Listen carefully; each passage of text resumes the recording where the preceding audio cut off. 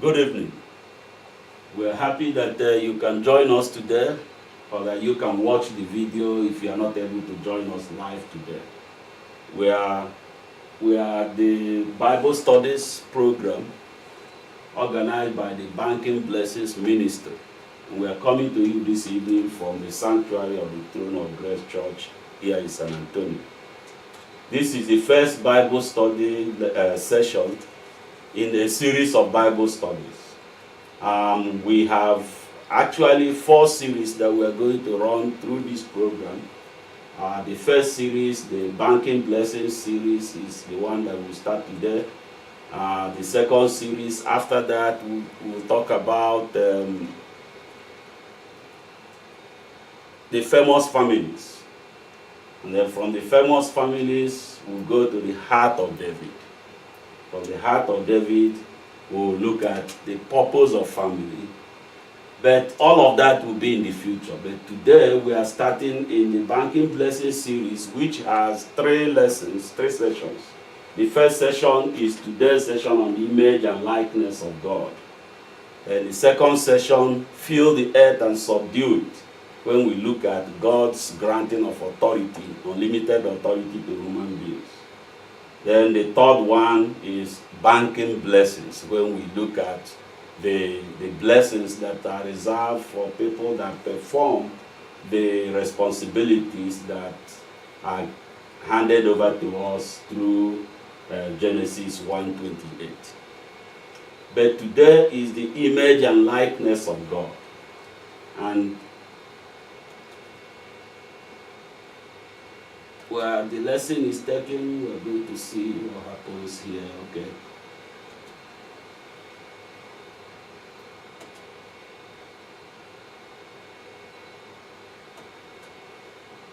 Okay, the image and likeness of God is taken from, is actually related to this passage in Genesis 1 verse 26, where God declared that he said, let us create men in our image. Let us create people in our image to govern the earth and its inhabitants.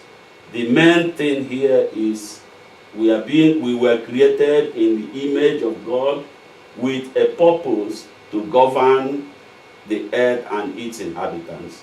We're going to go through these lessons to try to find the meaning of image of God, being created in the image of God. As we look at this, one thing we'll find out is that the central thing is that God created us to represent Him in interrelationships among people, between people and the living and non-living things of the earth, and in all interactions between people and all these beings, all these things that He had created. And our purpose in the lessons will be, first of all, to look at the meaning of image of God. What does image of God mean? God created us in His image. What does that really mean? And then we look at the implications, the fact that He created us to represent Him in interactions among human beings and between human beings and the other inhabitants of the earth. What are the implications of that in human interactions? We go straight into looking at the image of God. We really cannot find a single definition for the image of God. It means so many things. So what we're going to do is we're going to use examples in the Bible to try to get a flavor of what the image of God means. One of the first example we are going to look at is the interaction between the Shunammite woman and Elisha, which we are going to read in 2 Kings verses 4, 2 Kings chapter 4 verse 9, but we're going to read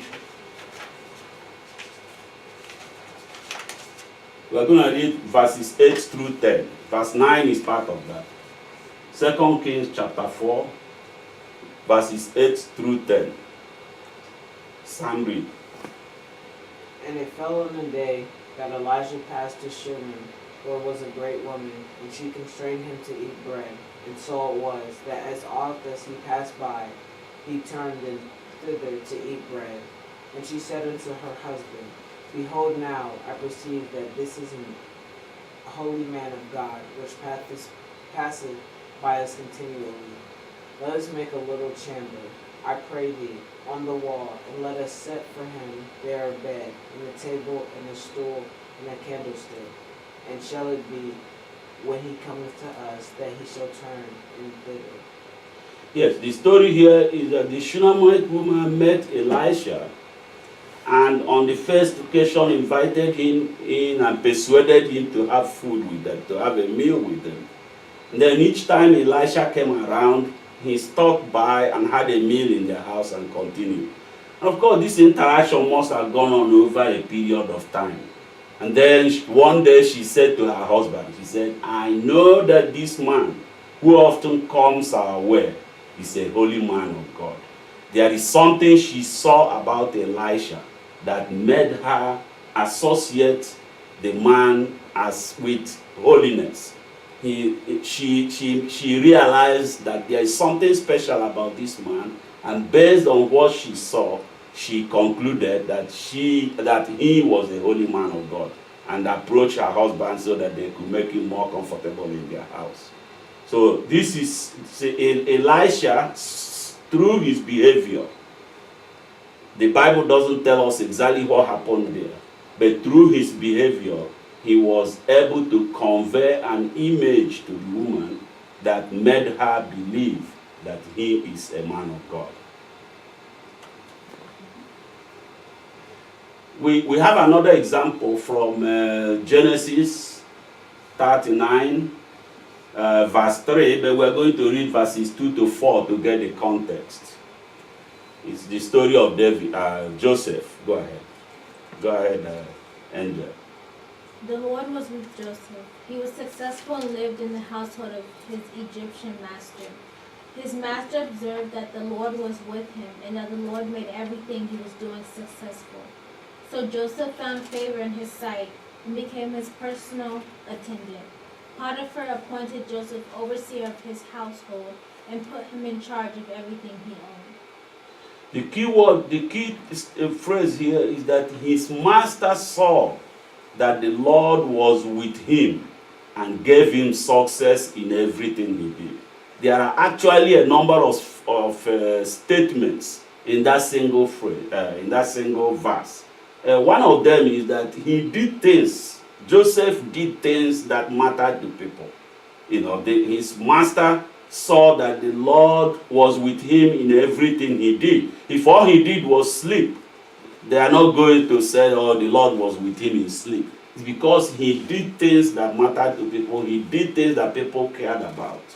Then another thing is he did these things successfully, which means he persevered.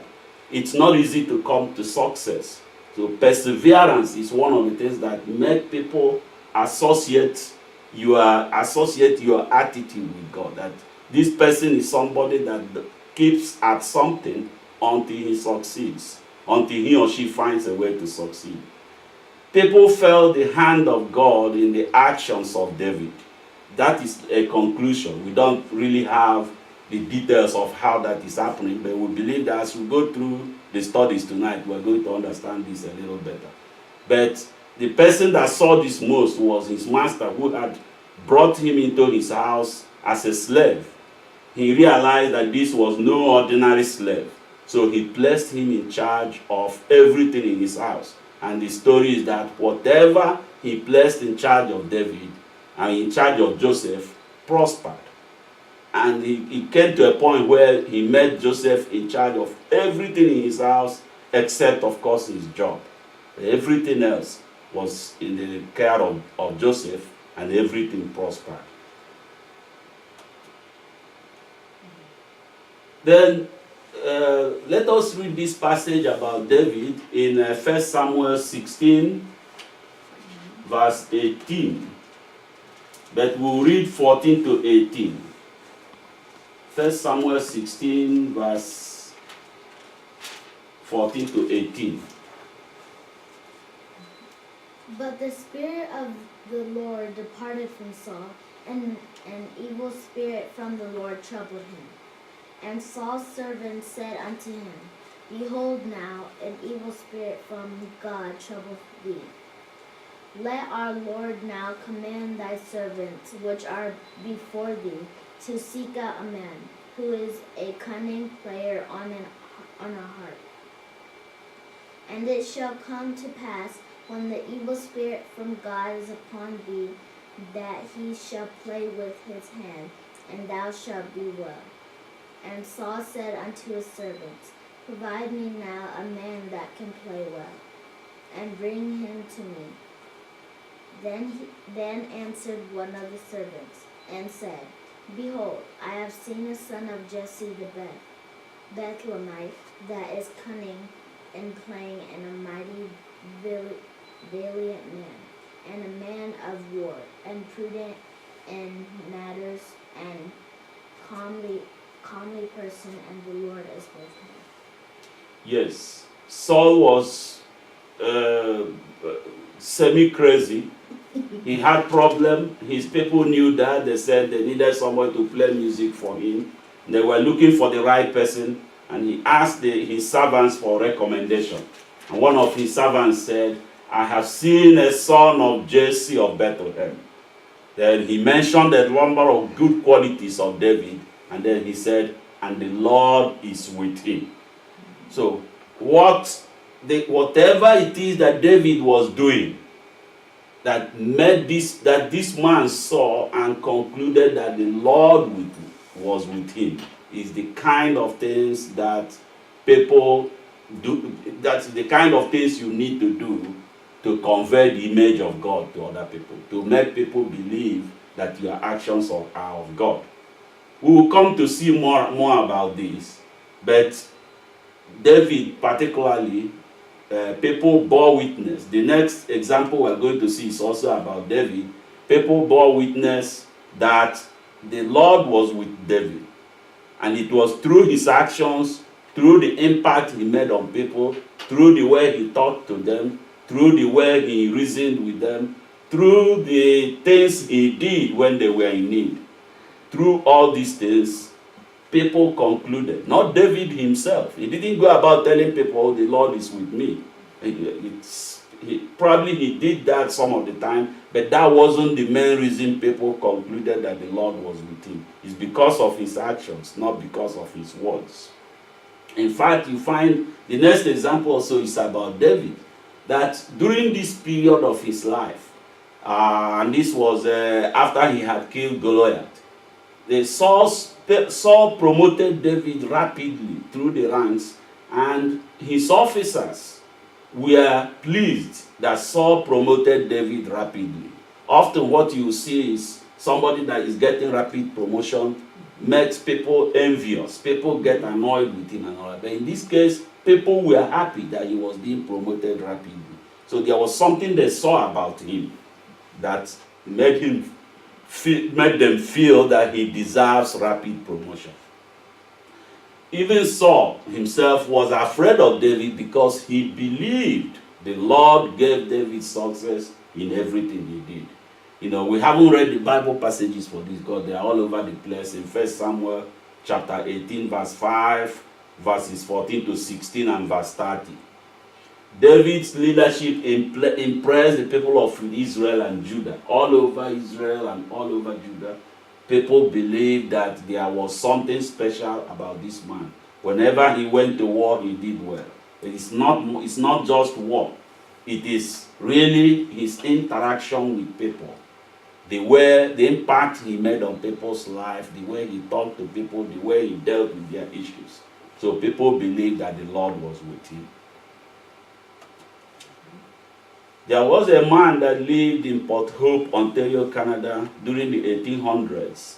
Why are we mentioning this man? He is the author of a song that we all know very well, What a Friend We Have in Jesus. You can read the story of this song from a website called sermonaudio.com. Just find what a friend we have in Jesus and go to the hymn history for this song. And one of the things you find is that when he was living in Port Hope, Ontario, Joseph Scriven was known as the local Good Samaritan. You know the parable of the Good Samaritan and the story of the Good Samaritan in that parable. That's somebody that recognized somebody in need and did what he could to provide for that need. Joseph Scriven was known to share his food with people. He gave them clothing when he could.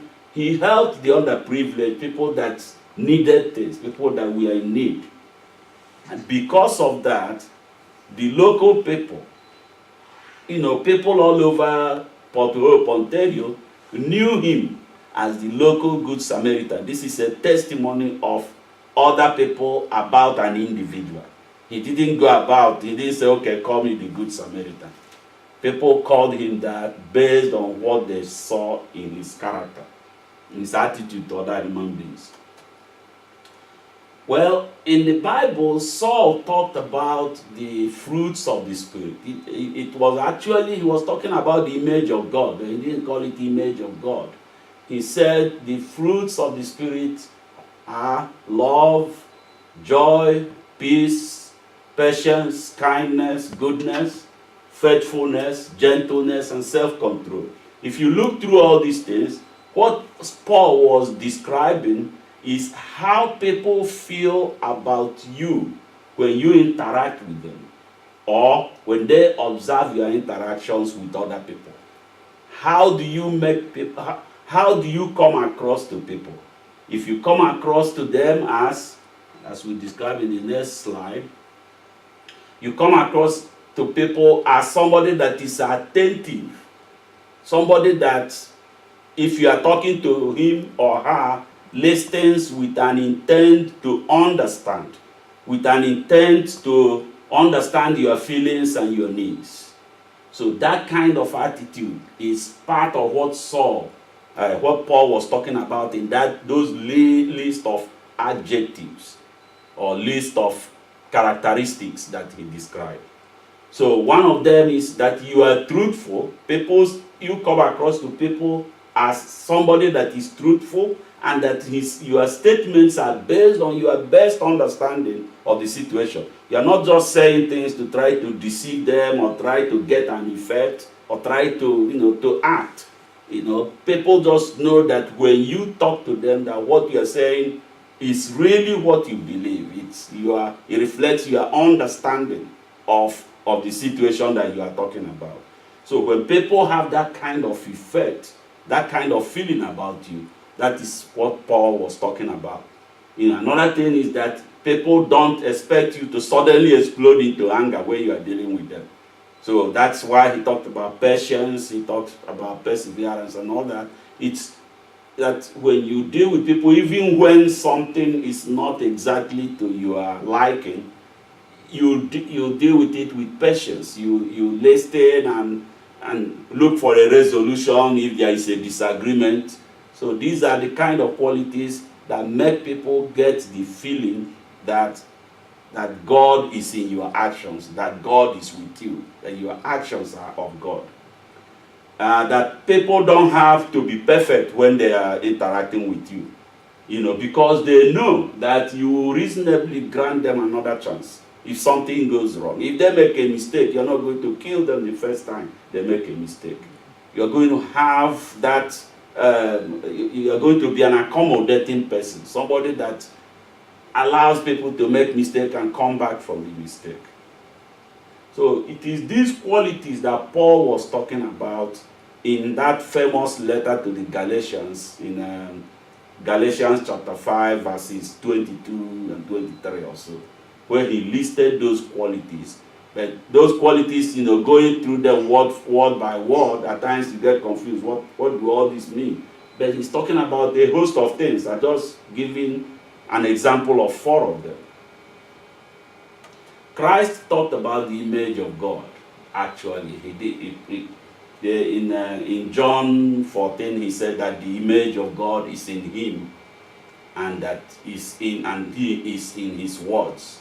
But he made it more clear, in fact, in this passage in Matthew 25 that we're going to read.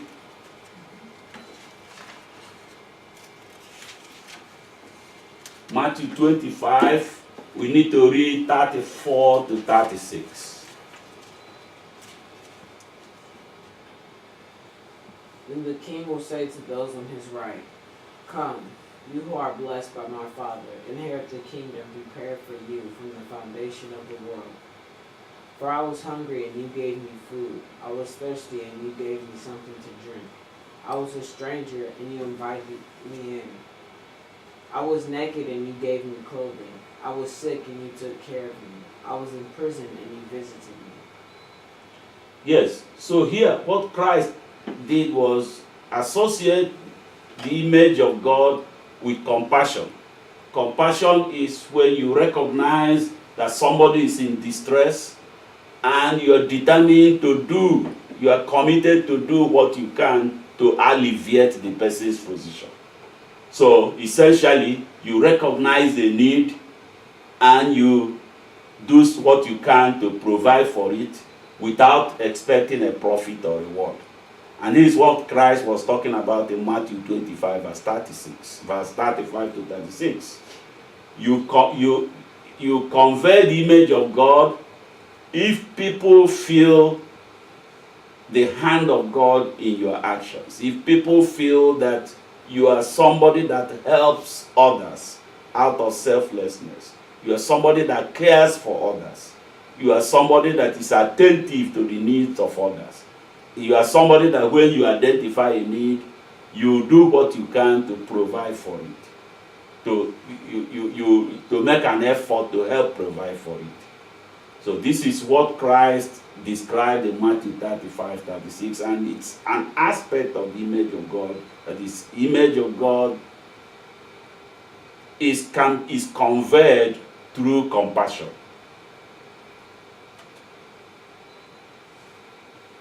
Then, so we see the image of God, means all these things. We could not have gone, said everything that it means, but all we did was try to get the flavor of what it really means. But it has implications for our interactions with people, because God created us in His image to perform certain responsibilities, and this responsibility is summarized in Genesis 1 verse 26 and 28. It says, "Let us create man in our image to rule over all the earth," to rule over the earth and its inhabitants. And then in verse 28, God gave us the authority. And after creating us, He said, okay, fill the earth and subdue it. That is, take control of the earth, take ownership of the earth, take care of the earth, find what you can do with it, how you can use it to provide for the needs of the earth and its inhabitants. But in doing this, there is the authority given to us here is unlimited, but there is one condition. And that condition is that whatever you do must convey the image of God to those that are affected. So we see here a wide-ranging of authority to do almost anything we want, provided that what you do is done in the image of God. It's like you are the ambassador of a country, representing your country in another country. You can do whatever you want. You have wide-ranging powers. But whatever you do, you must represent the country that has sent you. You must do it in a way that is not contrary to the policies of the country that sent you. This is exactly the same thing, but it's even more than that. God said, look, I've created the earth. It's for you. Do whatever you want with it. Exploit it and find its capabilities and use those to solve the problems and provide for the needs. But whatever you do, you are representing me. So what you do, if you are in your interactions with other human beings, in your interactions with the earth, living and non-living things, you must do things in the way that He would have done it if He was a human being representing himself on earth. So that's a tremendous responsibility. Whatever you do, if it will convey the image of God to those that are affected, then it is covered by the authority given to us in Genesis 1 verse 28. But if it does not convey the image of God, then it is not covered, and God is saying, don't do it. You only do things that will represent his image, things that the people affected, that will make them feel grateful to God that you were there doing it. So actions that convey the image of God are authorized by God. And it doesn't matter what it is, because he gave wide, unlimited authority to us to own the earth and do what we like within the earth. We'll be talking about that in another Bible study. But an important limitation in this authority is whatever you do must convey the image of God. If it will convey the image of God, then it is under that authority. If it won't convey the image of God, then it is not under that authority. And this gives us a way to evaluate things we do. And that, I'm talking about everything. Your interaction with other people. If you are planning to do something, ask yourself, how will this convey the image of God to the people that will be affected? And if you can convince yourself, then yes, go confidently and do what you want to do. But if in your analysis of what you are planning to do, you cannot really convince yourself that this will convey the image of God to the people that are affected, then don't do it, because God has not authorized you to do that.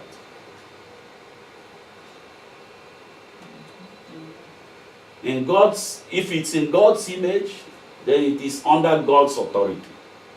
And we have a very good example of this type of evaluation, where somebody is about to undertake an important action.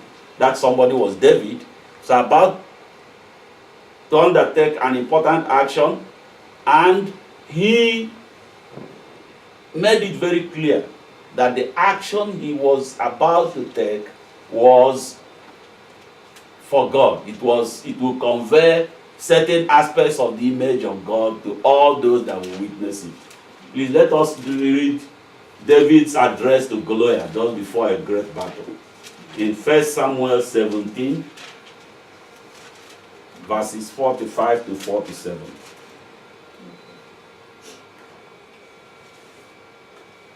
David told the Philistine, "You come to me with sword and spear and javelin, but I come to you in the name of the Lord of armies, the God of the army of Israel, whom you have insulted.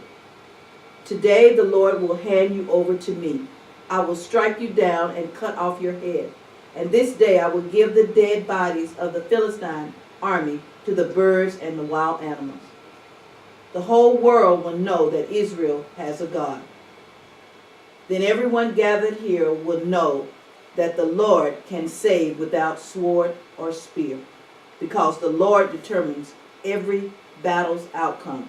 He will hand all of you over to us."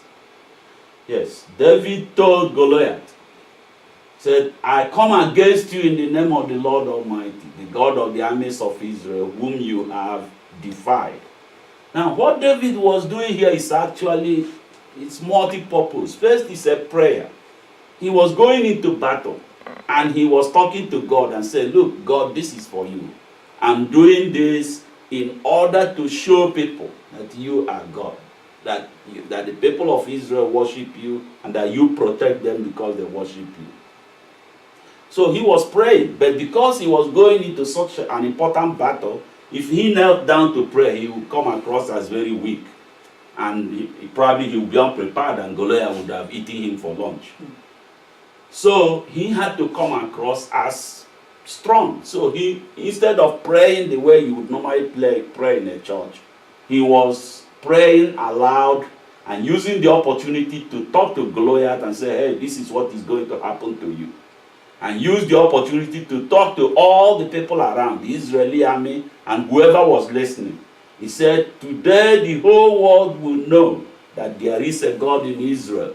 That the people of Israel, that is saying there is a God in Israel, means the people of Israel worship a God that protects them, worship a God that cares for them, worship a God that fights for them. So today I'm going to tell the whole world that. Then the next one, he said that this Lord does not need spears or swords to fight. He can save you with everything, anything he wants.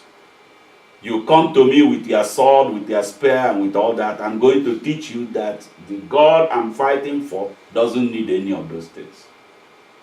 Because this is the God's battle. So he prayed this prayer to telling God that, hey, this is for you. I'm doing this for you. I'm doing this in order to convey your name to all these people that are watching. This man has been insulting you, and I'm going to teach him not to insult you. So he made that case. And this is not different from what we are supposed to do. When you contemplate an action, think about what you are doing. How will it convey the image of God? In this case, David told us how.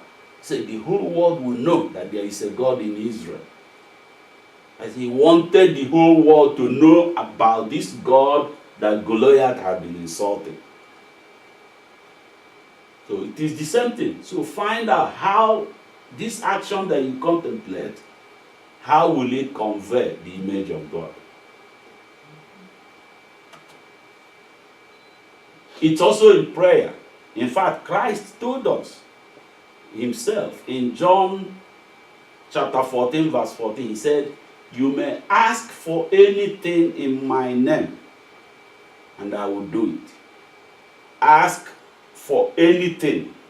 This is very much like he was repeating the authority that was given to us in Genesis 1:28, where God gave us authority over everything. He said nothing excluded, but there is one condition. Whatever you do must be done to convey my image. So Christ was telling us exactly the same thing here in a different language. He said, ask for anything. But there is one condition. In my name. What does asking in my name mean? It doesn't mean just calling his name, through the name of our Lord Jesus. That is important. That's part of the routine when we pray. But what it really means is that you have to ask for something that will advance God's purpose. Something that will help you convey the image of God to all those that will be affected or all those that are watching. So when you are about to pray for something, ask yourself, how will this prayer, this thing that I'm praying and asking God for, is it covered? Is it something I'm authorized to do? How will this convey the image of God? If you convince yourself that it will convey the image of God, then that strengthens your faith, because God said, ask for it and you will get it. Doesn't matter what it is. But if you cannot convince yourself, then that will help you to think again. Maybe you need to rethink your prayer. How will it convey the image of God? We have an example from Elijah. And somebody read 1 Kings 18, verse 36. First, go ahead. And it came to pass at the time of the offering of the evening sacrifice that Elijah the prophet came near and said, Lord God of Abraham, Isaac, and of Israel, let it be known this day that thou art God in Israel, and that I am thy servant, and that I have done all these things at thy word. Yes, this was the story, the interaction between Elisha and several prophets of Baal. There was at a time that Israel was full of prophets of Baal, and Elijah was the only prophet of God that was left. Then he said, okay, let's go to Mount Carmel, bring 2 bulls. Okay, say, okay, you prophets of Baal, okay, prepare a sacrifice for your God, for your Baal, and call him to come and take it. You know, they prepared, set it up, and for over 12 hours, they were calling Baal. Baal, please answer us. Well, there was no Baal to answer. Didn't answer. After a while, Elijah started taunting them, saying, oh, maybe he's sleeping, maybe he traveled, maybe he's in deep thought. Call him, call him. Then later on, he said, okay, your bar didn't come. I'll set up my own. So he ordered people to set up an altar. And then he killed the bull, set it up. He asked them to pour water on it several times. 3 times they loaded gallons and gallons of water and poured on it. Then he prayed this prayer that Amanda just read. He said, God, I'm doing this for you. I want these people to know that there is only one God and that I am your prophet, and that you grant prayer of your people when they follow your words. That's it. So there, the case he was making to God, he said, look, I'm doing this so that people will know you. So come and answer, come and send fire to clear this. And as soon as he finished talking, God sent fire to clear the sacrifice. So the prayer was answered exactly as he asked. So God created us in his image to represent him in interactions with people and with living and non-living things of the earth. A key part of this is that if an action that you contemplate is consistent with the image of God, will convey the image of God to the people that will be affected, then that action is authorized by God, and you should go ahead with it confidently. But if an action you contemplate, you cannot find how it conveys the image of God, then go and think about that first, because that may help you modify your plans. That may help you understand yourself better. If it doesn't convey the image of God, don't do it, because God has not authorized you to do it. If you do it, you are in disobedience. When you pray, think about what you are praying for. How will it convey the image of God? Make that case to yourself. If you can make it to yourself, it will strengthen your faith. But if you cannot make that case to yourself, then maybe you need to modify your prayer request. Thank you. Is there any question? We're still on. Does anybody have a question or a comment?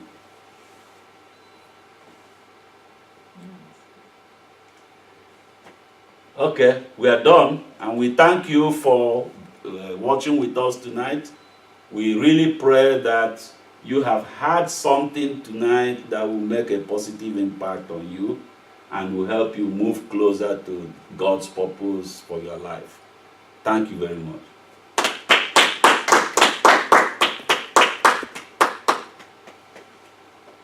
Okay, that's it. How long did